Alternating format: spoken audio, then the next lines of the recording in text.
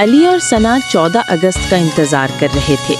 ہر جگہ سبز جھنڈے، روشنیوں کی لڑی اور مٹھائیاں نظر آ رہی تھیں۔ علی نے کہا، ثنا چلو بہت سارے باجے لیتے ہیں اور پورا دن باجے بجائیں گے۔ ثنا مسکرائی اور بولی، علی باجے بجانا صرف شور مچاتا ہے، ہم اپنا پیار پاکستان کو کیسے دکھائیں گے؟ علی نے حیران ہو کر کہا، کیسے؟ ثنا نے جواب دیا، سوچو اگر ہم اپنی گلی، پارک اور اسکول صاف کریں، کچرا اٹھا لیں، تو سب لوگ کہیں گے کہ یہ بچے واقعی اپنے ملک سے محبت کرتے ہیں۔